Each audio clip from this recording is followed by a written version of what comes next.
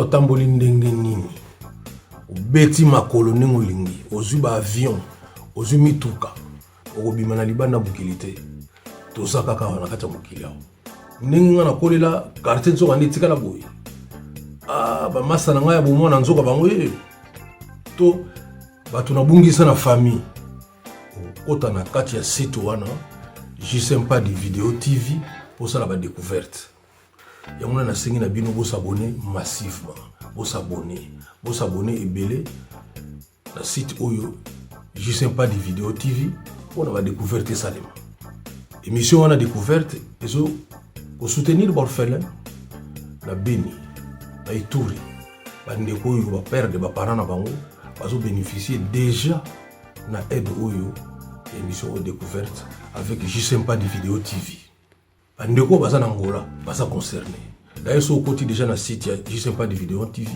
on découvrir déjà Palanka ndenge koma mikolo ba ko découvrir na Kisasa pe eloko ko lobezalité découverte ezali on a ba quartier to kola ba commune biloko na déjà si totali déjà biloko ebele concernant ba bisika otokolela ezare lengi ko découvrir ba betolo lisolo mo boye non yokati avec découverte ya wana site ezamoko J-Sympa di Video TV découverte découvrir ko to découvrir kati olinga ka likambu donc fo ya la kaka ke ba yebisa yo trop de masolo pe moyen te yo pe zala na lisolo ko betela moto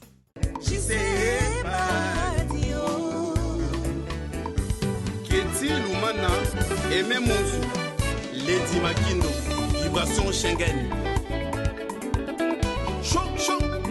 Choc Batsu Like Makengo Mituka Ebele La Fleur d'Hélice et la Bozo La Parisienne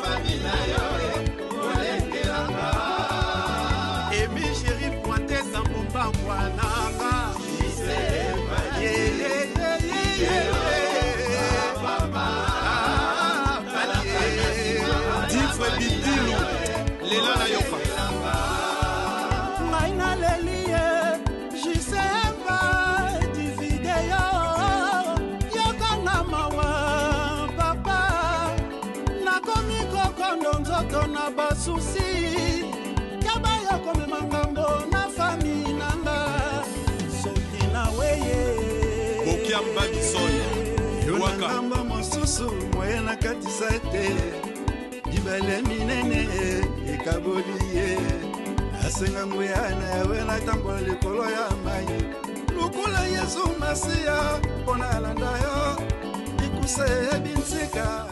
Votre émission de découverte de communes et des quartiers spécial Provence de Kwilu, la ville de Kikwiti, d'accord. On était venu pour un but parler d'une équipe, d'un club de football au nom du Victoria Club qui s'entraîne ici dans l'espace du collège Sadissana. Je crois tous les collégiens du Sadissana qui sont à l'extérieur du pays, quand ils ont vu ça, ils ont dit oh voilà, j'ai vu encore Sadissana.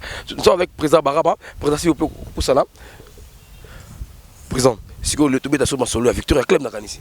Bon. À Tozana Sadissana à l'époque Zagi Nzanguka, collège Nzanguka parce que Sadissana est une Sacré-Cœur. À Tozana Nzanguka ba jésuite, comme compagnon des jésuites, place équipe Victor et Botami, place ça l'entraînement. Voilà, président, pourquoi père Josiste, je pense, non? Josiste, voilà, Ndimba Sabino espace à terre là-bas pour s'entraîner. Bon, ce qui père Jésuite doit payer ce espace pour s'entraîner parce que Victoria équipe à Victoria c'est équipe à non violence. Tout l'ingé des autres têtes, tous encadrés par jeunes, tout boy, biloko nao, kuluna biloko boy. Non. Avec jésuite parce que biso tozangi tozaba na jésuite, toko za la musique na bangote parce que tozaba na catholique et église du Santo. Voilà, merci beaucoup. Donc vous avez compris l'explication. Il y a président Abarama Oazali Kokamba, le jeune pour un avenir. En tout cas, ce sont des gens à soutenir parce qu'il a vu voilà. Quelle est sa contribution à la jeunesse? Quelle est sa contribution à Kikwiti? C'est de soutenir la jeunesse. Parce qu'à travers le football, on aura un autre Messi ici. Pourquoi pas aussi Mbappé, un petit pourquoi pas aussi Bolassi. Il y a pas mal de joueurs aujourd'hui, pas mal de gens qui ont gagné leur vie à travers leurs pieds. Donc Moutou Naye, et ça limite ma colonne et puis s'y est commis des milliardaires parce que moi je sais pas moi même la politique président hein oui. Domaine du football en bon. Bon, parce que les gens ont dominé l'équipe football dans le monde. Tous le ministre du développement rural, Guy Minkula Tangiawa, Papi Fatay conseiller à Tangiawa, Jean-Marie Kimwanga, Georges Kochi, bateau Nyon, Sotoebi, Nagishasa, Bassimi, Ebele, Bele, Batangiawa, Nakata. Bon, football vraiment, pour le moment, football les gens ont concurrenté dans le monde. Football les gens ont côté que bon Poli, bon Bambi Mabanga, bon Pasubi Loko. Non, football c'est la non-violence, que le meilleur gagne. Nous avons 3 résultats, nous avons un perdant, un gagnant et matinil. Donc, Nabiso, c'est toléré n'a pas résultat en annonçant. Donc, ça n'a jamais déçu ou complexé n'a pas résultat football. Même vos supporters sont compris que non, voilà, ils doivent comprendre que le football a 3 résultats, comme vous venez de le dire.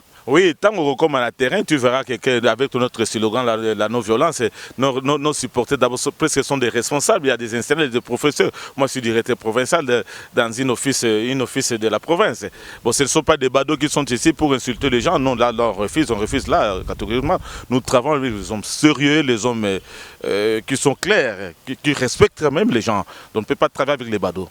Voilà, merci beaucoup. Donc voilà, d'ailleurs le slogan prouve qu'il n'y a pas de badauds ici. La non-violence, le football a 3 résultats comme nous le savons tous, un gagnant, un perdant et puis un match nul. Donc nous devons supporter, si vous gagnez, applaudissez, si vous perdez aussi, applaudissez, un match nul, applaudissez. Question de soutenir vos joueurs, de leur donner la morale plus haute pour que prochainement qu'ils viennent bien brosser leurs bottines sur le terrain. Si vous leur hurlez, vous insultez, vous allez voir, ils seront fatigués. Au match prochain, ils vont se dire, bon, d'accord, on est habitué, donc on finit à la banque, te planter, t'as sauter. En tout cas, les sportifs doivent éviter ce comportement. D'un moment à l'autre, nous allons nous rendre au terrain avec Laura Gilab, question de parler avec les joueurs et puis avec les staffs techniques qui dirigent ces grands clubs au nom de Victoria Club.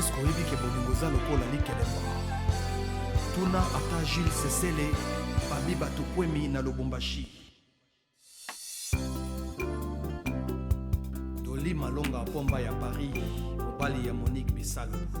Miso matoi maluke makambo, mafande kimia moteme vatanga makila. Kaka ya moto lakisaki na nzela ya paradis, lelo beminga na lifelo, motema pasie. Omemelinga maladie incurable, makange tata mosindoki et pourtant c'est toi mon seul remède, j'y sais pas dire.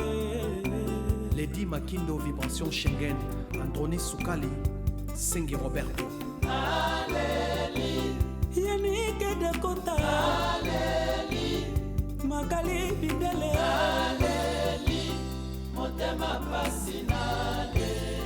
Elvis Bossa, Irène Pan. Sans toi, ma vie n'a pas d'essence. Non, n'a koufité, son belinga cercueil, bakangi mandala na quartier. Attestation de décès déjà signée. Félicitations, les lots commis célibataires, Bamanda Bagani. Kobosana moto motemelingi, Kakaya moto la kisaki na bolingo. Pourquoi les lois de Belinga sont en Galilita? Je sais pas des vidéos. Nicole Mpadi, maman na JC Mpadi, fils Chris Mpadi, Ruth Mpadi.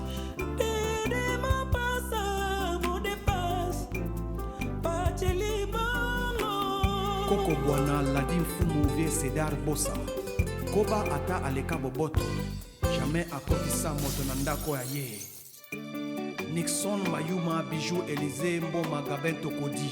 Mabaya de Londres, Chanel, Padi Diamanoa. Je sais pas des papas, monte mes enseignes, Kalaka na sima, Messi Koti Kanga isolé. Peter Makoso, motema ya mama Tepe Bikoli. Isolé. Waseba Ndombasi. Est-ce qu'on y kaka ndeke na likolo mutabeta kalibaku te? L'erreur est humaine. Damas motema ya mama Verona Meshengladba. Afingi ngalibo, swalo kamona maboye, boye bete bato bato. La songi silika. Vous allez la show, hein? Là-bas. Viens passe voilà, viens passe.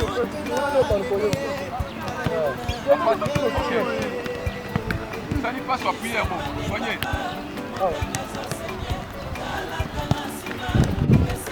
Papa Biclac na mama Savana Meshengladba.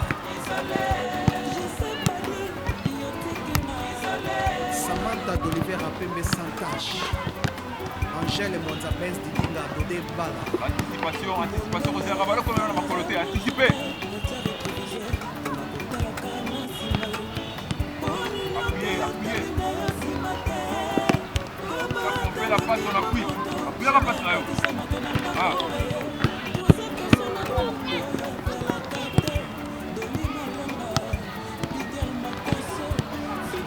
Ça va. Ah.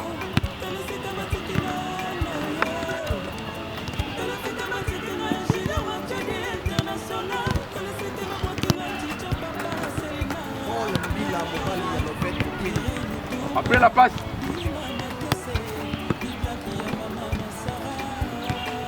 Archie, on démarre après la passe, vous sprintez. Benjamin Mundeba, Nantes. Elvis Bossa, Fanny Ladoré. Passe. Kitty Lunamba. Mireille Lukumba, Motema ya Didier. Baraka, après passe.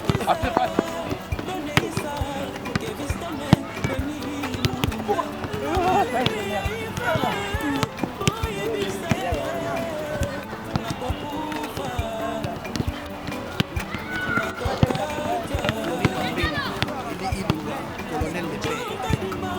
Pasteur Mafuta Mafutol.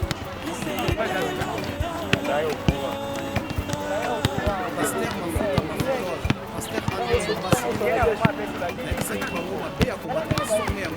C'est belé. Ok. C'est Nani. Archie. Quand on va vous qui ont sali passe, appuyez. Ok. Pour la terre à ballon, c'est chaque fois contact, nous allons le colonel à la ballon.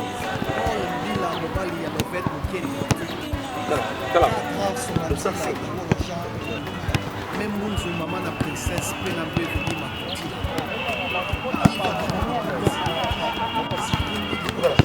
La monnaie. Papa, on est dans battu. Chaque fois. Carlo, la vitesse. Carlo, mettez la vitesse.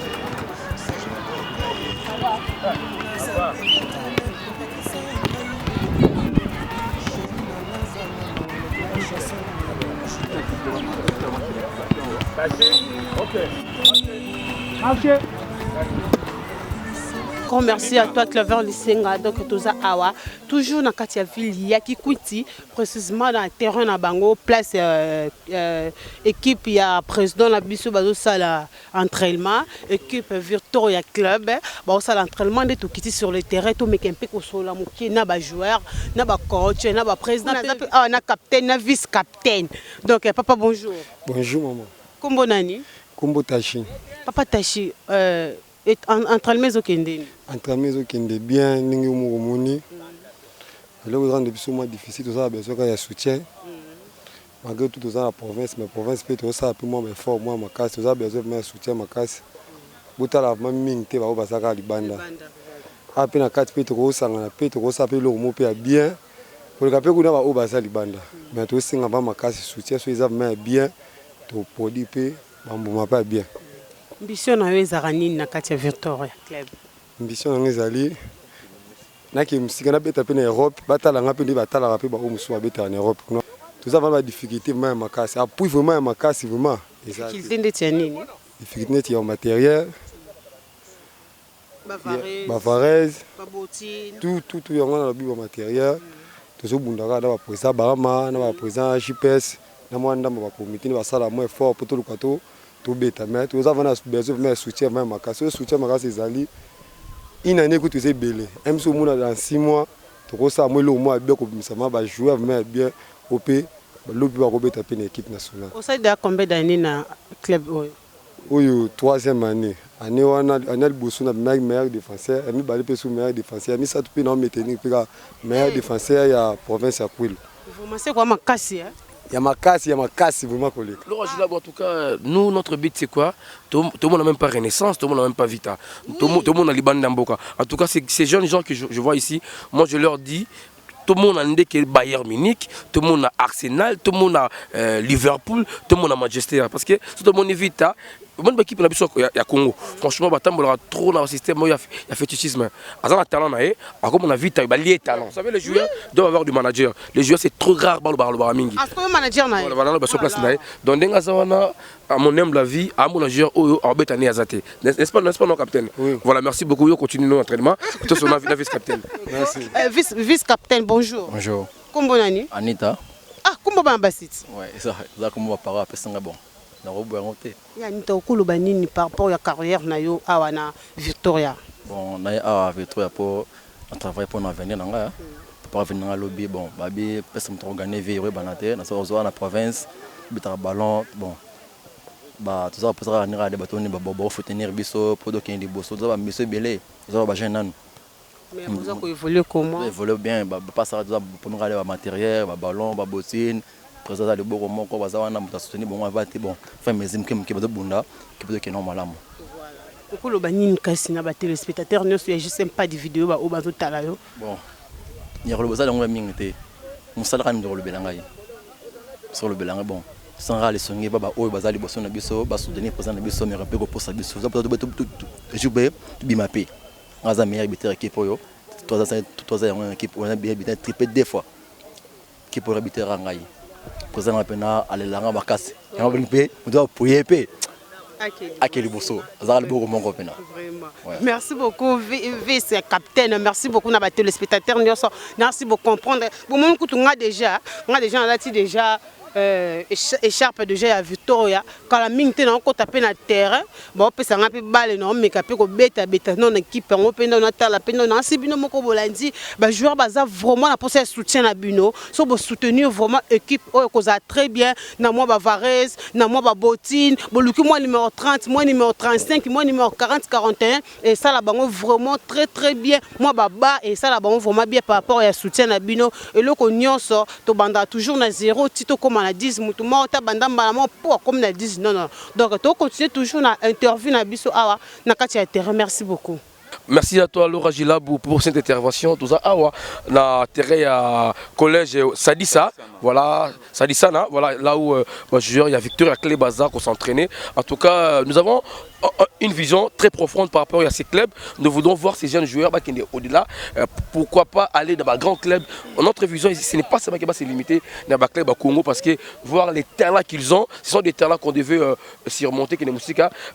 Coach, l'équipe n'est les grands derniers. Bon, normalement, l'équipe est très bien. C'est ainsi que nous remercier vraiment les dirigeants. Je pense que la deuxième saison, l'équipe est allée au bêta, mais tous passé vraiment en succès, d'excès en succès. C'est ainsi que nous remercier les dirigeants pour l'équipe qui est donc, ni peut-être un problème d'ordre politique ou bien ni tous déjà dans la Ligue D.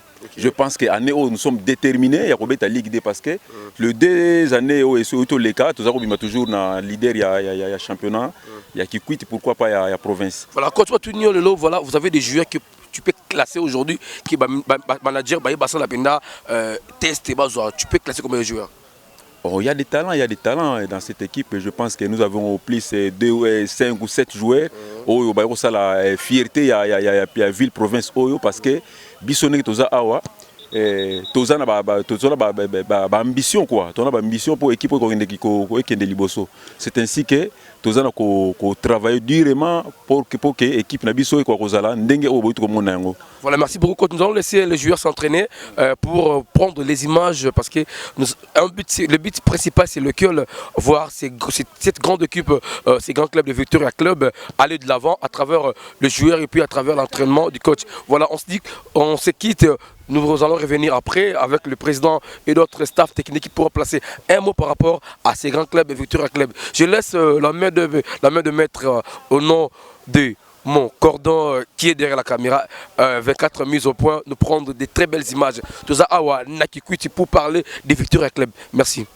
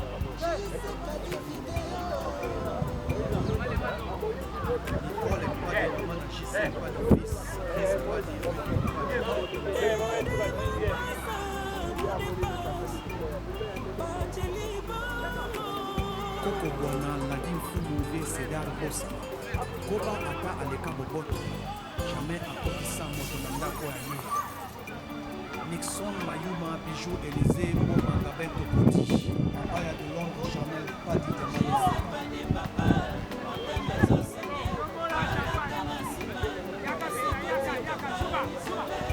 Peter Makoso Motema ya mama tete Wasepa Ndobasi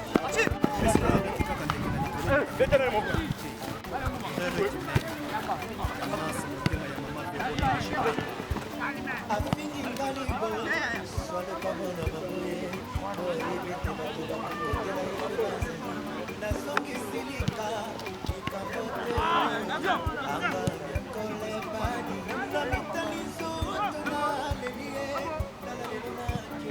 nalalelo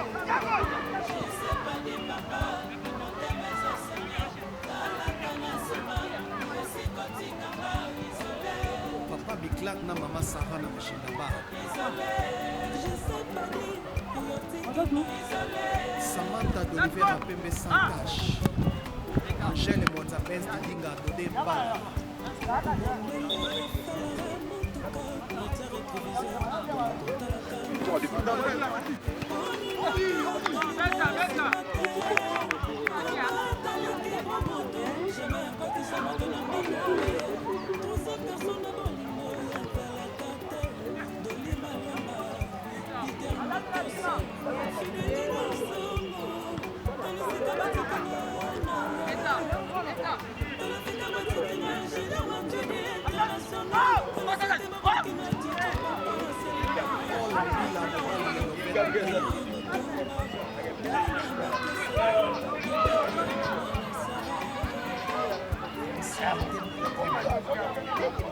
Benjamin Mundemba Elvis Bossa Fanny Ladoré Keti Lunama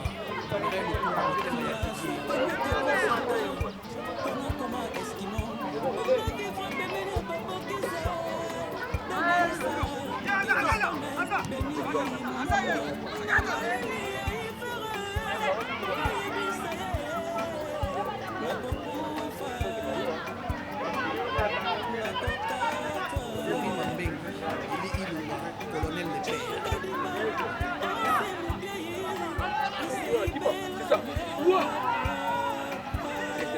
Pasteur Mafuta Mafutol, Pasteur Aprendo Massi Levé. Nabisaki bango mabe ya komata na sombe ya kokita un jour au Versace piétonné matinée ya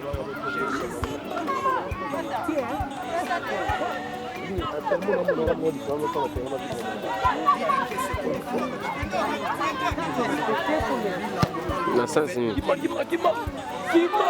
c'est ça.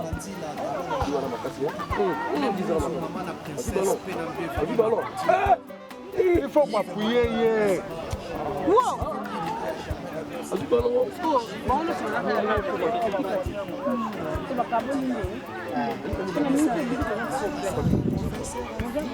Oui, l'hôtel.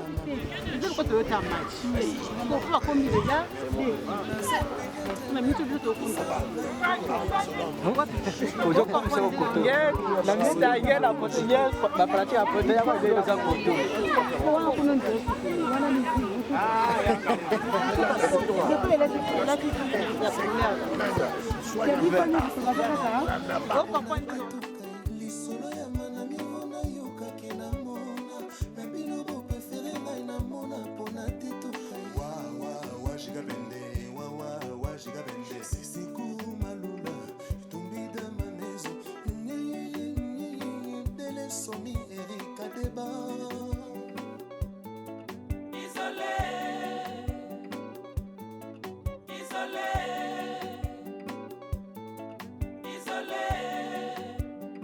Voilà, tout ça, on a intérêt à collège Sadisana. Sadisana, voilà, donc nous avons assisté à l'entraînement, pardon. Il y a équipe Victoria, club où ils ont l'équipe Kikwiti, une équipe qui monte vraiment avec tout feu, tout flamme pour faire l'image de Kikwiti. En tout cas, nous saluons d'ailleurs le comité de cette équipe parce qu'ils sont tellement très mobiles. Ils ont dit voilà, cette fois-ci, nous devons travailler pour que Kikwiti ait à la rigueur d'une très bonne image par rapport à domaine à football parce qu'on a vu d'autres pays développés par rapport au football. Aujourd'hui, Lubumbashi a fait l'honneur grâce à Mazembe. Mazembe aujourd'hui donne une très belle image pour Lubumbashi. Pourquoi pas aussi la province de Kwilu à travers ces clubs Victoria, clubs que nous puissions voir aussi Kikwiti autrement. La raison pour laquelle je suis entre les deux vieux, on a toujours dit en français, le vieux sont de bibliothèques vivantes. Parce que l'histoire peut passer, quand il est encore vivant, cela veut dire, dans lui, il a la bibliothèque, il pourrait te dire ce qui s'est passé dans les années antérieures avant ta naissance, parce que lui l'a vécu. N'est-ce pas ça? Voilà. Bonsoir. Bonsoir. Voilà. Enfin, je me rébelle là, pardon. Voilà. Comment on a papa? Papa Bouka. C'était Bouka. Okay. Je suis un ancien de Victoria, c'est-à-dire depuis que cette équipe a été fondée, nous sommes toujours au front. Nous nous battons pour que cette équipe soit une grande équipe. Okay. Et c'est comme ça que nous ne lésinons pas sur les moyens pour que cette équipe aille de l'avant. Et nous faisons tout pour recruter les joueurs et essayer que cette équipe puisse aller de l'avant et que cette équipe puisse avoir de bons encadreurs. Et pour cela, nous voulons que le joueur que nous recrutons puisse être bien encadré pour qu'il puisse être bien formé et être performant lors des rencontres qu'il joue. Donc nous sommes là très satisfaits avec le comité actuel.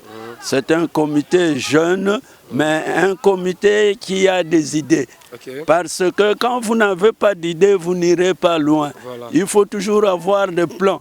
Et quand vous mijotez quelque chose, comme ça, ça peut aller, ça prend corps. Et alors ça marche. Ok, voilà, vous êtes le sage de l'équipe. Selon votre vision de voir des choses, qu'est-ce qui vous projetez à l'avenir pour Victoria Club?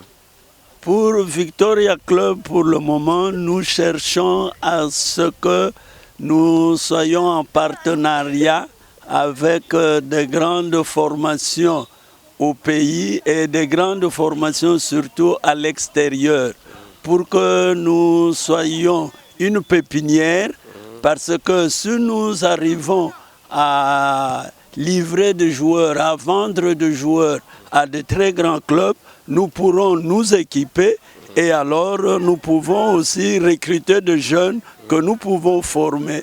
Et c'est comme ça que cette équipe pourra progresser. Voilà, merci beaucoup. Là, c'était le message d'un sage, d'un vieux dans le comité de ces grands clubs, Victoria Club, à qui nous jetons des fleurs, à qui nous souhaitons un bon avenir, à qui nous voulons le voir aller plus loin. D'ailleurs, moi, je le souhaite que nos jeunes gens que je vois sur terrain ici, demain le voir dans des grands clubs, pourquoi pas aussi dans des clubs internationaux, pourquoi pas chez Chelsea, pourquoi pas chez Bayern de Munich, pourquoi pas chez Dortmund, pourquoi pas chez Leverkusen, pourquoi pas dans de tous les clubs, parce que notre but ici à Kikwiti, c'est pour notre émission, c'est la découverte des communes et des quartiers. Pourquoi pas aussi vendre les images de ces jeunes talents que nous voyons parce qu'ils ont un avenir. Moi, je suis en train de voir comment est-ce que l'entraînement passe. En tout cas, il n'y a pas photo, il n'y a pas match. On peut que dire, je suis dans un entraînement de Mazembe, pourquoi pas aussi dans un entraînement de Vita Club. D'ailleurs, je pourrais même comparer leur entraînement, c'est des Renaissance, ils sont au top de Renaissance. Ça, c'est selon mes appréciations parce que j'ai assisté dans le match Belé, il y a Renaissance, dans le il y a Renaissance. Chef, tout cela, il pose un stage, n'est-ce pas, non, papa? Hein? Aux stage, équipe n'a eu pour la Simalobi. Bon. Nana makambo ya mingi te ya koloba presque ndeko nanga le vieux loup à l'obian donc toujours luka équipe avancée et monana na équipe moussouse balobelango na Congo et pourquoi pas en Afrique, pourquoi pas dans le monde entier, pourquoi pas dans le monde entier yo moko zo mona na entraînement ndenge équipe ezali donc toujours préparango et comme meilleure équipe ya province et notamment pour l'unité à Congo. En tout cas, merci beaucoup. Donc, coup de chapeau. Donc, nous avons donc tout ça, Simon Abino, de retirer Abino pété. Ces derniers, il faut que je sais pas des vidéos TV. On va signer un contrat de partenariat. Notre organe de presse n'a Victor Claire pour que tout ça a toujours visibilité. Yango Balobi à travers aussi. ONG Solidarité Internationale, ça va aider aussi joueurs Oyoba Malibande Amboka parce que ONG Solidarité Internationale c'est pour être solidaire, pourquoi pas aider les gens qui ont des talents, eux qui ont des musiques. Ozan a projet Malam, il a de très belles ambitions. Ozan a peut-être un coup de pouce. Cette ONG et c'est la déjà. Alors maintenant ils assurent l'œuvre parce que c'était d'abord les fans d'Akinango, mais ils ont mis encore ils assurent l'œuvre pour soutenir œuvre à tout, pour soutenir pourquoi pas des projets aux alentours aucun des parce qu'il y a des projets mais ça marque des moyens, ça marque des soutiens, ça marque des coups de pouce à travers ONG Solidarité Internationale Torusunga Banderoba et Musika.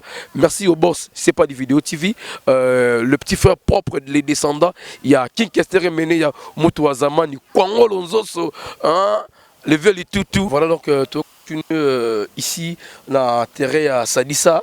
Sadissa là, voilà. Vous comprenez, hein, c'est un mot qui n'a pas il faut s'habituer. Sadissa la place où il y a Victoria Club, un grand club, il y a Kati, il y a Province, il y a Kwilu, Bazali Bazine à ville, il y a Kikwiti. Donc c'est un club, ils ont Mata, parce que tout le monde a la Simon Abisso, comment c'est basé et puis les comités dirigeants, très déterminés. Dans un vice-président direct, vice-président, ça va? Bonjour, bonjour. Qui m'est Qui m'est allé? Il y a un bibisso bien té. Tu as mis bien yo mo za témoin. Tu es un bien bien té. Que aux ala bien à l'aise. Voilà, merci beaucoup. Vice-président. OK, vice-président Minga très bien. Ah na bosani, atidenga moto apenda le tambisanga tambisanga na moni qui coûte mais Koyambeli wana ya bineno loba mais pas c'est pas un problème. Président, voilà, aux choses sérieuses hein, équipe évolue ndeni. En tout cas, équipe pour nos commentaires équipe yo mo zo mona. Na ozala déterminer mais yo moko faut otala au mona après ba image na onde koloba mais équipe eza en forme. En forme, en très forme. C'est depuis quand vous continuez en tête à vice-présidence? Ah bon. To banda yango kala. Moi m'informe ezalaki. To bandi ti mais maintenant to yeko ça la détermination ya comité. Mais si ko yonde to yeko vendre sa comité kala minute.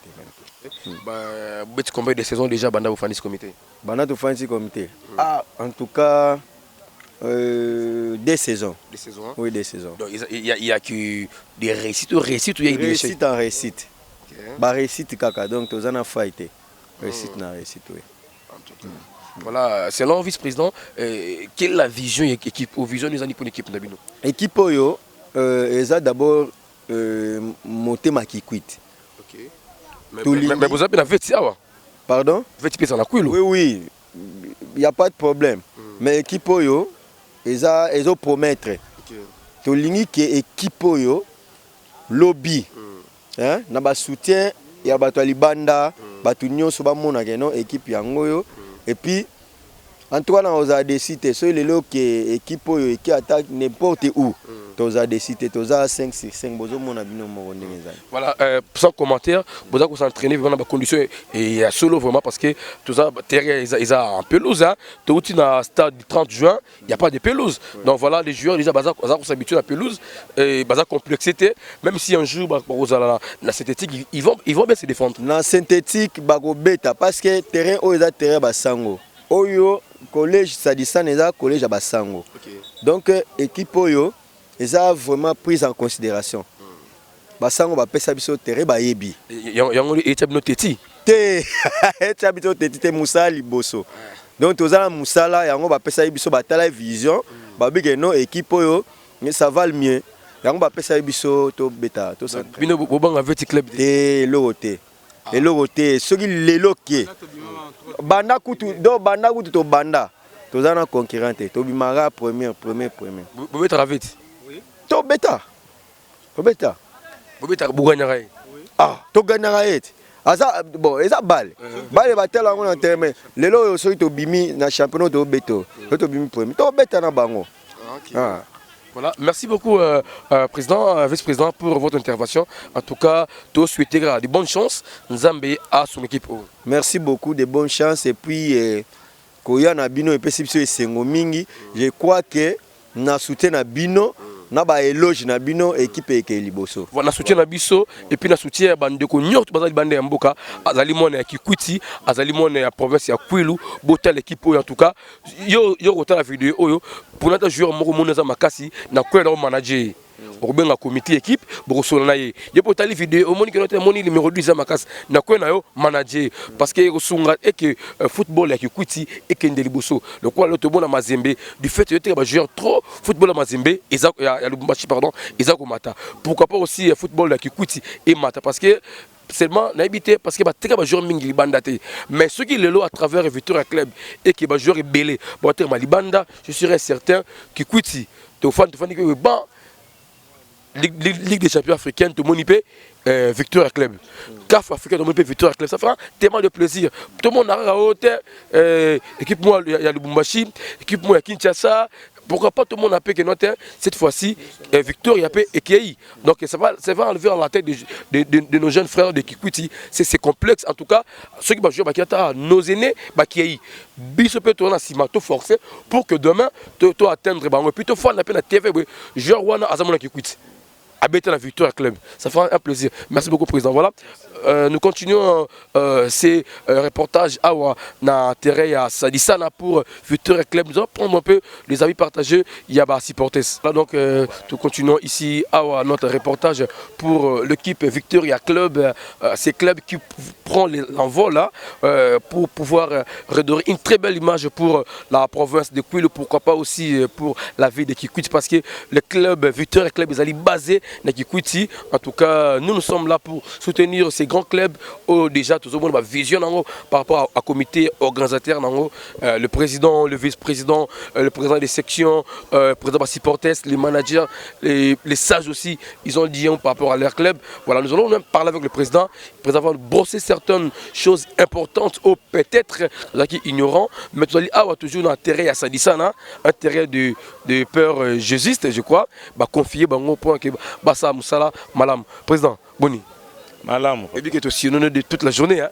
Bon, on a homme du terrain et ça n'a pas été de mon côté parce que nous sommes habitués à ça. Hein? Okay. Je suis ingénieur, je suis habitué à tourner. Voilà, président, maintenant, il faut te historique à club maintenant. Hein? Nous voulons savoir, ces clubs ont été créés quand?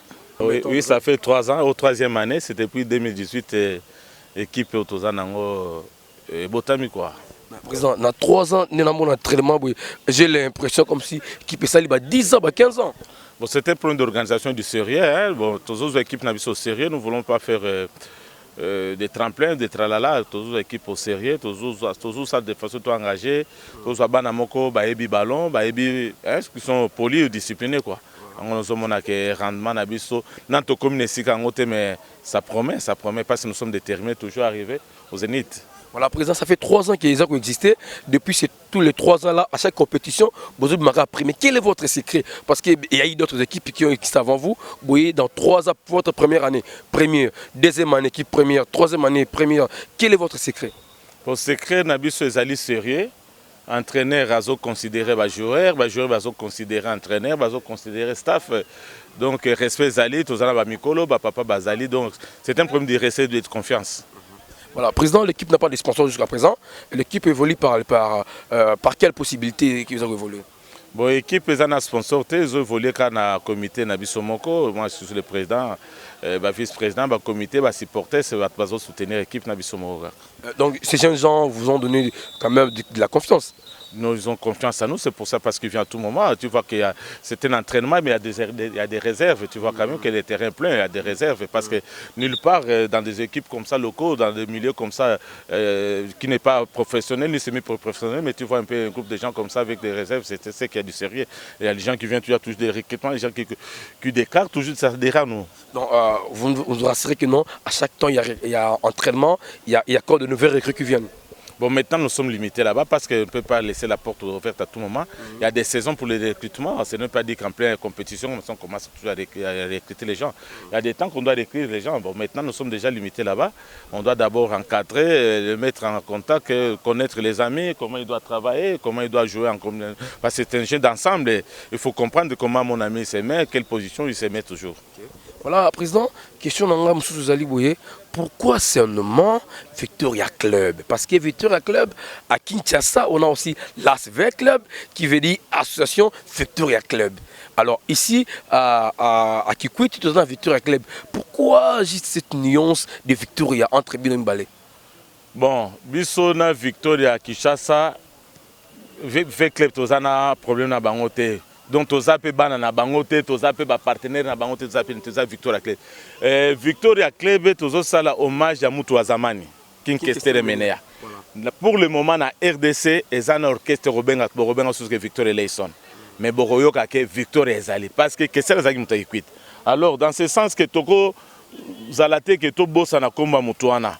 Yango tulinga to pesa kombo ikomba Victoria parce que Victoria mukolo na zavie na biso equite mwana mabele mame donc toko tika kombo na te okotiko yoka jamais oh as viva la musique oh as empire bakuba oh as donc swana esili komba leader bazate mena kikwit c'est le contraire donc comment to pesa yango ezate que Victoria ça to pesa on pona King Kester mais donc Victoria musique kufi mais Victoria ballon ezali donc baninga na biso bebe bien que kikwit toujours mutu faut ça là.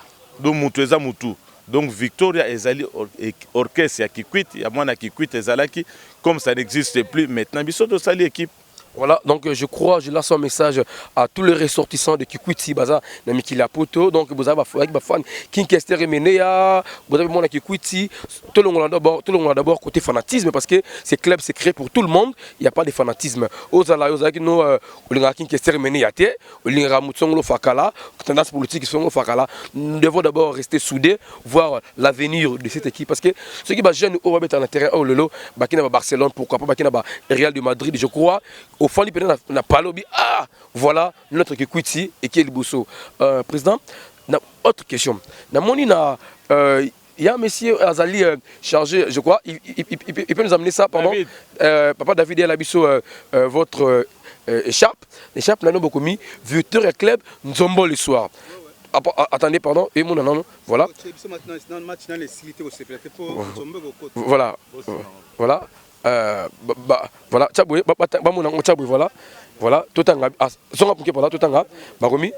voilà, Victoria Club Kikwiti, Nzombo le soir, non violence. Nakena ngana makambo ya Victoria Club Kikwiti te.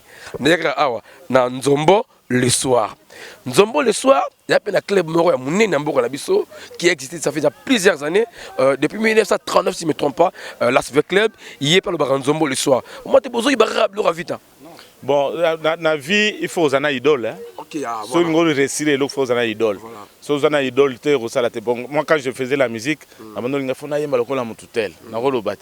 a la bête musique, tout à fait, Blaise Boula, tout ça, Pocadero. Il y a Jean. Tu retournes avec Wananani, non, Abara. Donc, nous sommes des idoles, même les joueurs, même autant on a mission, on a des idoles. Mais tu as négligé compétence avec club T. Avec club, tu as négligé compétence parce que tu as tendance à couler. Donc, on a besoin de le soir, ceux qui n'ont pas l'arbitre, la piolo, la soukate, robeta ma bokote. Les ali, tu as et on a sauvé mon nom. Attention, tu as mon Comme ça bitumba c'est la non-violence. Voilà, et on s'y posait maintenant une rencontre. Bino n'avait club. Bino kuna boss lanzombo le soir, il est pas lanzombo le soir, il est ndengini. Et voyez banaka kawana, c'est ça ballon. Bango ba beta ballon libendete, to beta ballon kuir bisonyoso. Et voyez ba kana terrain gaga. Mais des non-violence les Hollandais, ba beta bisoté soto gagner bango. Voilà, merci beaucoup président. En tout cas, c'est très important de partager ces temps présent. Alors, quels sont les projets d'avenir? Il y a club Nayo au monde en visionning. Bon, club au Tozana championnat. Projet d'avenir, c'est Tobeta Ligue 2, il faut Tobeta Ligue 1. Donc, pour notre club, il faut Tobeta la Ligue 1. Il faut Tobeta Ligue 1. On a su qu'on a eu un joueur moko X azobeta na Dortmund, azobeta na Bayern, azobeta na Boye na Paris Saint-Germain, on a su qu'on a zongisima. Mais sans cela, on a retiré la note. Donc, on a la faible, na ligne moi on abandonné. Je ne lâche pas, je suis têtu. Je suis têtu à la réussite. Donc, réussite à Banga, mon tour, il faut tirer la couleur à l'égard. On doit réussir. Voilà.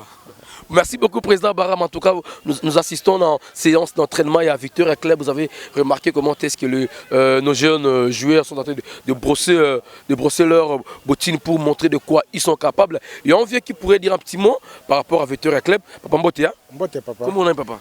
Comme moyen marifin. Voilà. Maintenant, je voulais opérer ce message avec le Congo. On tout le Congo, hein? Le Congo par rapport à l'équipe Norobanine. Bon, papa, mon que tu vas savoir l'équipe yaï. Bête fois ça l'équipe yaï. Donc, bah tu tu vas mingi l'équipe yaï ta jinga avec mais bête que na yo kaka. Mbamba. Hein? Équipe yaï ta donc tu l'as que ça prier. Donc bête à mon amour tu tabak équipe yaï donc kaka mputu ina. Bah na yaï bête que formé yaï. Ça bête tinda bokuna. Hein? Bête tinda bon mputu sambu. Betu zoa kabe équipement betu formé quoi on va même papinière na bokuna ina tabaka charge na beto yandi ta bagaba joueur betu agetina betu équipement ça betu tinda ka ba joueur donc yo ina mugetu ba vraiment kana ba ina ba mpangi na betu ke kuna bo futuka ni mave bo tinda beto be équipement ba nyosina beta tinda kaka bana ya fiotio taboke kwenda kuna. Un club sans supporters, c'est un club mort parce que les joueurs sont soutenus par les supporters, par leur engouement lors de match. Bindi la bango, Bazouembi la bango, donc ça leur pousse à aller de l'avant. Il y a Victoria Club, Moro la bango, chef, bonsoir. Bonsoir. Comment on dit, pardon? David Mfonsi. David, vous allez supporter s'il y a Victoria Club? Oui, on a supporté avec Victoria Club. Mais pourquoi au Ponika vous soutenez Victoria Club?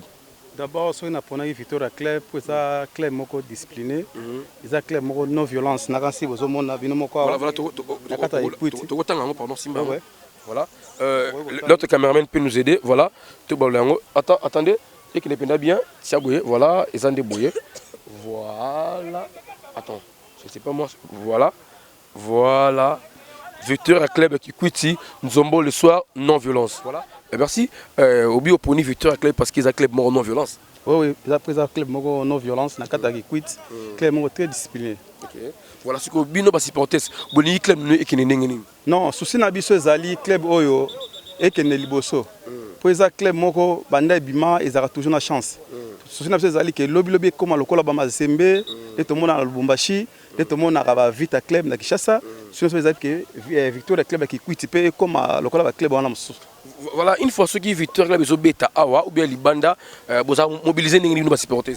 Non, ce qui Victoria Club est bêta, tout ça c'est supporters, c'est nyoso. To kuta na rapona ko soutenir toujours Victoria Club to na sima Victoria Club. Est-ce que vous avez un staff mort voilà, au staff va supporter si Victoria Club est-ce que vous allez bambunda ba kichakacha bozara nango. Nyoso ezali to na ba section. Nous avons section, on a plus de 12 sections dans la Kikwit. Oh, ils ont une Victoria Club, dans la section, on a match de Sanganara, pour nous toujours une Victoria Club.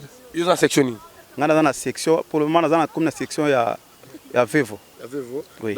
Vous avez une pour le moment, nous avons dirigé Vevo. Nous avons une section qui Mpoanza, nous avons une match à section Vevo. Voilà. Pour ça, on a le slogan Victoria Club Zarani. Si le gain est Victoria. En tout cas, Victoria a non violence.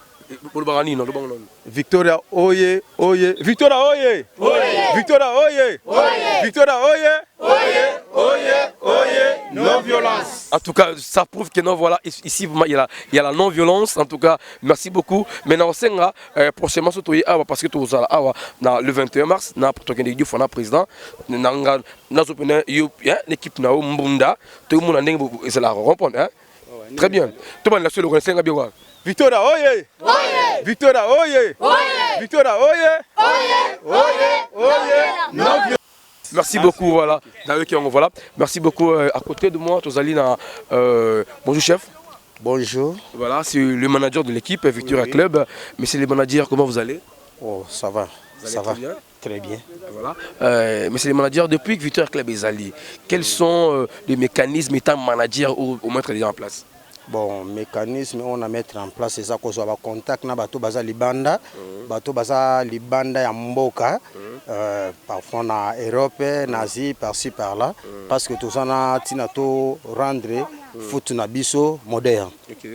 Voilà, déjà aussi contact libanda. Maintenant dans ces contacts là, est-ce que vous espérez qu'ils aient un contact européen? Bon, ils ont un contact européen parce que na suba contact na bato mo baza sérieux. Oh baza sérieux ma belé. Par rapport à Makambo Oyoko frappé Mboka, confinement, il y a un essai de discussion qui s'est sima, mais minute lingo kuta déjà mamso ba joueur mi baloto mi ça tu y a Victoria bazada libanda Mboka pe bazo beta pe bazo voler kitoko. D'accord. Et Bouma ça Covid-19 hein? Et ça Covid-19. Voilà manager, quel est le projet maintenant à venir à part aux gens qui déjà là, vous espérez maintenant penser à quoi pour la Victoria? Bon, minute au projet to penser tout le monde à niveau il y a championnat, tout qui na niveau il y a Ligue 2, Ligue 1, pourquoi pas tout comme au-delà ko beta ba compétition africaine. OK. Tout ça na projet pena yangwana parce que ndenge to saleli équipe oyo. Et ça équipe mo etonga mina bato mitu ezo sala. Yango no monike tout ça na tina to kene pena au-delà makambo salema na noté na foot na biso surtout na province na biso et salema mbala liboso mamususu be batu mingi o bakozala na tina ko yoka biso to sala pe batu moko exemplaire ko landa biso na sima. Voilà, merci beaucoup en tout cas, merci beaucoup le manager. Il y a un grand projet, donc nous aimons voir le manager pas dans le bureau parce que le manager a fait dans la bureauté. Le manager doit tourner, le manager doit manager l'équipe, manager même le joueur aussi pour que l'équipe qui est de l'avant. La CP le Baka c'est une intervention. Merci. Victoria Oye! Victoria Oye! Victoria Oye! Non violence. Merci beaucoup. Ça bien. Kimizaline. Kimizali. Comment on a Yves Mangala, le grand mona Mouyanzi. Yves Mangala, le grand mona Mouyanzi, Mbingati. Bon, je pense que non, bah Yves Sakinga que non beau comment. Naeko yeba presque na 12 que non boza déjà na terrain. Et on a combien. C'est bon belingani. Bon, kende lobby ata moi kwanga ya biso bayanzi na mbika okende po elia na ngona nzela. Voilà, merci beaucoup, ça c'est juste une parenthèse. Parlons maintenant de l'équipe. Équipe Nabino, une équipe ils ont mata vraiment. Et ça Nabino ndengeni. Bon, pour nga vraiment tout ça bien. Le col la couleur nanu, eza couleur en Nzambe. A Benissa. Couleur vert, makasa vert. Nature. Vraiment eza nature on Nzambe sala. Vraiment batunyo so baza kitoko, comité, ba fanatique. Na bango ba joueur to za kata match équipe na biso kitoko vraiment netikaka ya bandeko na biso ba collègue na biso ya ve ya kuna na kini nde bazo mata biso pe ndenge to mata tellement ba jeune oyo bana souci que lobby ba ke mona mikili poto quoi. Voilà. Merci beaucoup. Donc tout le monde ici le but est simple qui ba mon ba joueur la poto seulement. Est-ce que aussi vraiment vraiment eko simba que tant que relationniste équipe oyo très fort. Donc Ego Simba. Combien de relations d'ailleurs? Bon, vraiment, pour Nangaï, nous avons déjà, le a dit, relations. Pays. Donc, nous avons en France, et pas mon ami n'a dit c'est bon passé. Nous avons en Hollande, et pas Koko Mintanga, que tant que Bana qui quitte au Baluka, que non, Balinga couleur, et ça, ni matalikolo. N'a pas joué sous na Belgique, et pas fait ça mangaï. Merci beaucoup. Merci beaucoup. C'est un thème bien, voilà. Merci beaucoup. C'est pas la couleur. Tellement bazapé, Bana ya Victoria, yango wana lokola bazali banda ya kikwit. Vraiment lokola bazali banda ki kwit, bazo linga couleur na bango, yango c'est pas la geno moi Botine, moi ballon, moi Varese, Sylvette Gokoma, Hermoro Boepe, petit moro, to mona ki wana vidéo, petit on a koma. Ça Gokoma ba côté on a kuna, eza lokumu ya kikwit équipe na biso Victoria quoi. OK, voilà, autant il y a 4, tant il y a 5 parce que autant il y a 4 qui m'a bangaté, ils ont contact na yo. Ils ont contact bana mai nanga ndenge baza wana tozaki na bango elongo. To bando betana bango pe ballon na terrain oyo. Baze belé donc ndenge baza wana ba Rachel Katoy, yé azan Hollande. Rachel Katoy na Hollande? Oui oui. Rachel Katoy azan Hollande.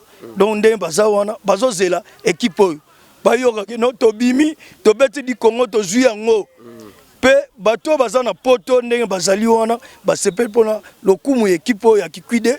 OK non babengi na kombo ya Victoria tozalaki na batu moko boye oh mitu esalaka te mais biso loko ya mitu esalaka biki na papier yango to pencha na biso koto place makambo ezali talaka mikili quoi bo uti kishasa po boyo mona banani Victoria akasi et puis ndenge za vidéo est dans le monde entier de vidéos ils ont la frontière et beta Océanie Asie Amérique Europe Afrique donc lumière ba jeune qui musika vraiment na kosepela mingi na volonté wana obo sali nanu bolongwe de Kishasa na Kikwit pour na rejoindre image ya kati ya bana Victoria pour botamusango mokili mobimba.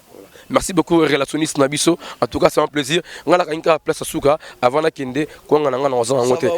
Wana eza ko samba te vraiment ata moi liboki ya pondu. Na lobi kwanga tellement na muta coutume. Muyanzi quoi. Donc descendant ya Jean Nkwagi Baga. Bampema. Bampema. Les gars, merci beaucoup. Et certes, président Pelé, vous allez prendre sectionnaire. Il y a section qui Kimpoanza, comme on a appelé Kimpoanza, mais là, c'est président section Kimpoanza. Président Pelé Kimpoanza, il s'agit quels sont les secrets, de préparation pour ça là, quelles sont les manières de travailler pour la équipe Nabino. Bon, biso stratégie na biso mo wezana nonde balobi no violence, na no violence wana ngoto zo ba moyen, ba to balinga pe logique, ba proche biso poto ke ba liboso na équipe na biso. Stratégie na biso ezakaka to zana ambition moko. Ambition biso ezakaka to betana nu provincial. So to beti provincial to se qualifier to beti Ligue 2 ambition sur ezaka ko beta Ligue 1. To zala ko ba Mazembe, to zala ko ba avec club, to zala pe lokola bango ba joueur na biso pe bazala ka MP Chan ba bengi bango équipe nationale ba moni bango pe ba kepe poto et vous avez bien ba outi na kati ya Equity et ça moi bien na kati ya Equity pour c'est la première fois tout le monde et loko salema donc nous to ça ngo pe da to même outi na suka. Merci beaucoup président. Voilà, une autre chose que j'allais ajouter, en tout cas, je suis arrivé à la fin de mes interviews, en tout cas, une chose que je voulais ajouter. Voilà, monsieur le secrétaire, ça va? Oui, ça va bien. Vous êtes arrivé en retard? Oui, je suis arrivé en retard parce que j'étais justement dans une réunion de l'EFKIT, de notre entente au niveau de l'entente, on avait réunion, c'est comme ça que j'étais parti représenter l'équipe. Vous, le secrétaire, vous avez des sérieux problèmes parce que des fois, vous alignez des joueurs qui ne sont pas respectifs dans la liste. Hein? Non, ça c'est faux et archi faux. Nous sommes justement la plaque tournante de l'équipe. Alors à ce moment-là, nous devons faire quelque chose qui est correct. Quelque chose qui est correct. On ne peut pas faire des aventures parce que ça c'est une grande équipe et puis c'est une équipe qui va représenter aussi notre province, voire même notre pays, quelque part dans de différentes compétitions. Voilà, secrétaire, moi j'ai toujours connu des secrétaires corruptibles. Hein. Voilà, les secrétaires, son équipe avance, elle est de l'avant, on lui donne l'argent. Bon, voilà, dans tous les documents est préfet, ben, ces joueurs-là, il n'a pas la licence, mais vous alignez. Ça se passe aussi. Hein. Non. Pas dans notre club. Si ça se passe ailleurs, mais pas dans notre club. Je ne crois pas que depuis que nous avons commencé notre équipe, parce que ça fait déjà 3 ans si je ne me trompe pas, que l'équipe a vu le jour. Nous n'avons jamais connu ces problèmes. Et d'ailleurs, nous n'allons pas connaître ces problèmes. Hein, c'est ça. Voilà, merci beaucoup monsieur le secrétaire. Vous revenez de l'attente, oui. Je crois que tout va bien. Oui, à l'entente tout va bien. D'ailleurs, on nous avait appelé pour que nous puissions revoir encore, parce que normalement, nous avons joué la phase aller. Maintenant, il nous est resté la phase retour. Et c'est comme ça que l'entente nous avait appelé pour qu'on puisse régulariser d'autres histoires. Oui. Ça a été très bien. Oui, c'était bien passé. Merci beaucoup, monsieur le secrétaire. Okay. Voilà, je voulais juste prendre votre mot. Voilà, nous sommes ici à la province de Kwilu, précisément à Kikwiti. Nous assistons l'équipe Victoria Club. Et même nous, on s'est déplacé pour le compte de l'émission Découverte de communes et des quartiers. À travers cette grande émission, nous sommes venus découvrir encore un grand club, Nakombuya Victoria Club. En tout cas, coup de chapeau à Victoria Club, coup de chapeau à président Abarama, président à tous les staffs. à président Jupes, à mon ami Patrick qui est avec notre guide, pourquoi pas aussi à notre maman cuisinière, le nom c'est ma tantine Laura Gila Boukila, à Fali Mpanzi. Donc nous vous laissons suivre l'entraînement et puis nous allons continuer après. JC Mpadi Bundesliga. Est-ce qu'on dit que Boningoza le pôle ali Kelemba? Tuna ata Gilles Sesele, Babi Batukwemi na Lubumbashi. Doli Malonga Pomba ya Paris, Mobali ya Monique Bissalo. miso matoi maluke makambo mafande ekemi ya motema ezatanga makila kaka ya moto alakisaki na nzela ya paradis lelo beminga na lifelo motema pasi ye omemelinga maladie incurable bakangi tata mosindoki et pourtant c'est toi mon seul remède tu sais pas dire Lady Makindo Vibration Schengen, Androni Soukali, Sengi Roberto. Oye! Oye! Oye! Oye! Oye! Oye! Non violence! Merci beaucoup.